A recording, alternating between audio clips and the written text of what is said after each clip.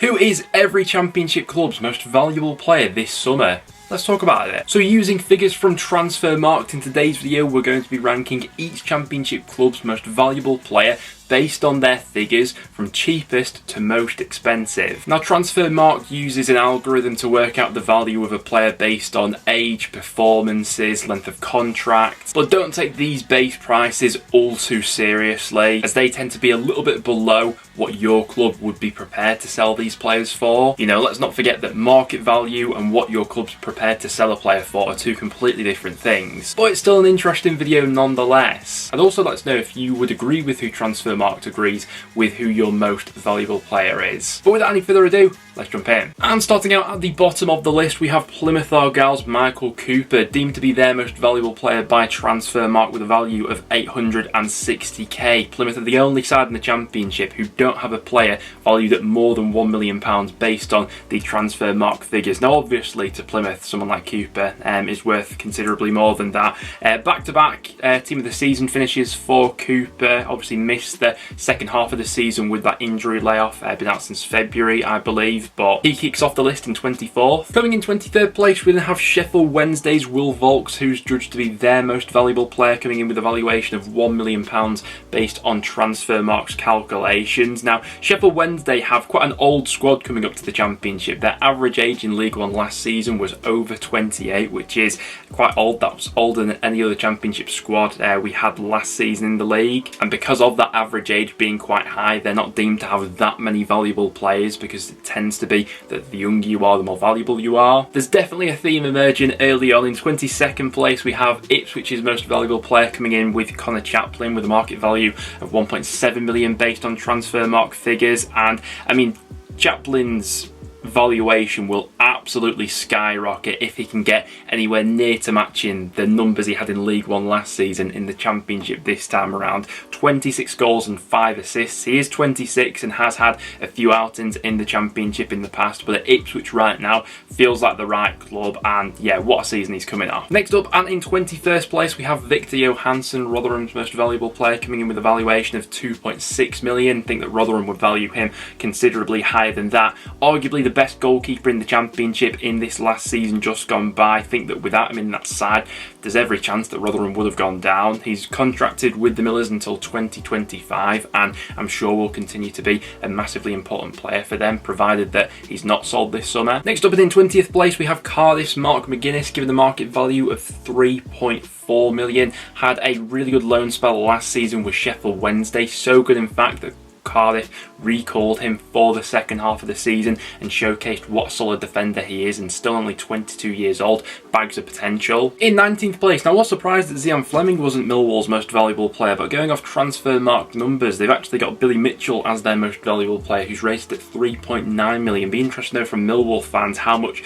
would you personally rate Mitchell? But I mean, English tax is definitely a thing which has bumped up his valuation compared to Zian Fleming, and also his age as well, just 22, and a highly promising player. With all that packaged in with the consistent minutes he's got in the Championship, all of that makes him a very valuable player. Birmingham have just cashed in on Joe Bellingham for around 3 million, but going off Transfermarkt figures, it's actually Juninho Bacuna who is their most valuable midfielder and player in general. They've attached a value of 4.3 million on his head. Honestly, I think that's been a brilliant bit of business by Birmingham, picking him up when they did and how well he's gone on to do since then. Always look at Bacuna as probably the most technically gifted player in that side. In 17th we then have Huddersfield Town's Sorba Thomas, who's got a market value of 5.2 million according to Transfermarkt. He's an interesting player, and there's definitely a lot of baggage there between him and Huddersfield right now, and whether or not that'll be worked out over the summer or they will choose to cash on him, we'll have to wait and see. Of course, spent the second half of the season out on loan at Blackburn. Still think that when he's at his best, capable of being very good at this level, one of the best set piece takers in the league, and he is contracted with Huddersfield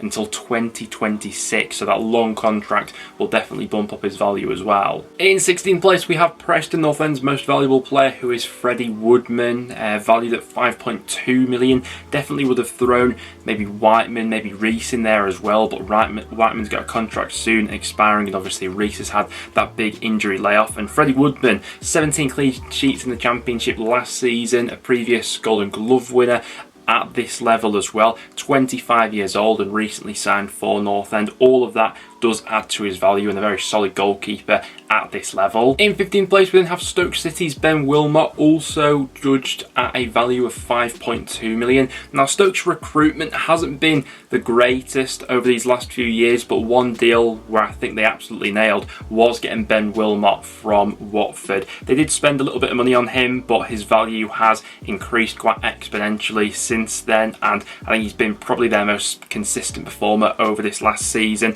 and the market value of 5.2 million at the moment. In 14th place we have West Brom's most valuable player, Daryl Dike, judged to have a market value of £6 million.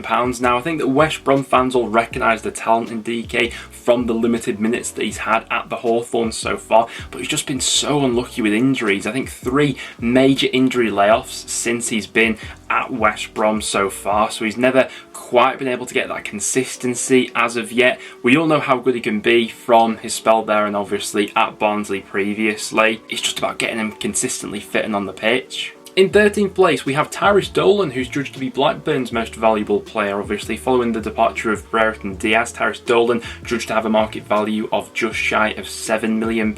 Definitely don't think he's the finished article, but with that valuation, it's incorporating his age right now and the potential he has.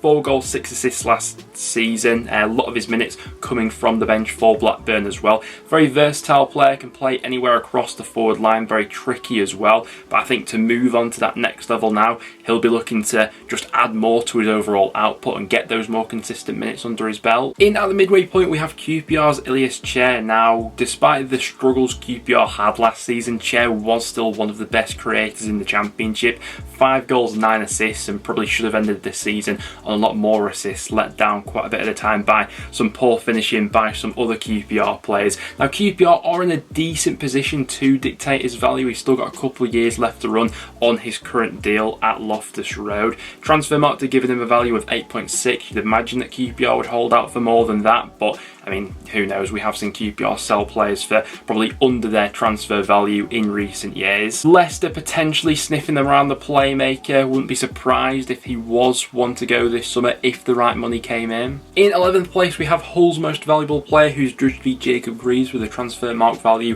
of 9.5 million. Now there was plenty of interest in Greaves in the last summer transfer window, particularly remember Middlesbrough for example sniffing around the promising centre half. Well, Hull responded by that by giving him a new bumper deal until the summer of 2026, so very much protected his long-term value there by tying him down to that contract. Into the top 10 we go, and in 10th place we have Sunderland's Jack Clarke, who Transfermarkt have given a value of 10.3 million to. Now Sunderland are in a strong position to dictate his value. He's contracted with them until 2026, and so they're certainly under no pressure to sell. What's interesting about Clarke is we've already had plenty of interest seen in him. If you watch the Championship Transfer Rumour Roundup videos, you'll be up to date on all of the latest interest in him. We saw Burnley recently lodging a 7 million bid for the winger, but Sunderland expected to hold out for considerably more than that if they were to let him go. In 9th place we have the Championship Player of the Season. It's Chuba Akpom, coming in with a Transfermarkt value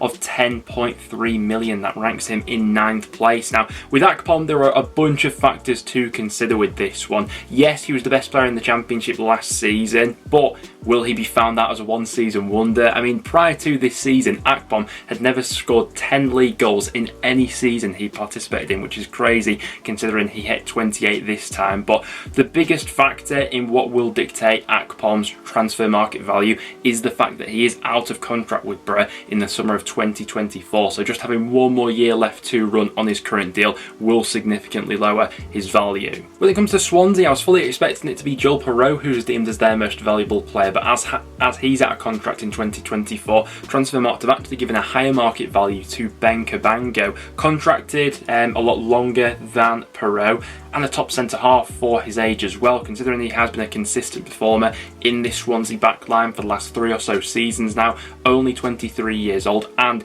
a fully fledged international for Wales as well. All of that will go ahead and add to his market value, and Swansea do have a really good track record with bringing up young centre halves as well. Coming in 7th place we then have Coventry City's Victor Gyökeres, who's given a market value of 11.2 million. Was interested to see who Transfermarkt did give the higher market value to. Was it Gyökeres or Hamer? They've just given it to Gyökeres, and obviously the big thing with him, similar to Akpom, is his current contract situation. Now, make sure to go ahead and check out yesterday's transfer rumour roundup video. We had a little segment on Gyökeres and some of his recent comments, which we discussed, where he actually touched on sort of his transfer market value, what Coventry currently deem that as, and how much they might be holding out for. But 11.2 is the number Transfermarkt to put on it. Coming in 6th place, we have Norwich City's Max Aarons coming in with a judged market value of 13.8 million. Now, there was a point where Aarons' value was, I think, considerably higher than that, and had Norwich cashed in at the right time, I think probably would have got more for him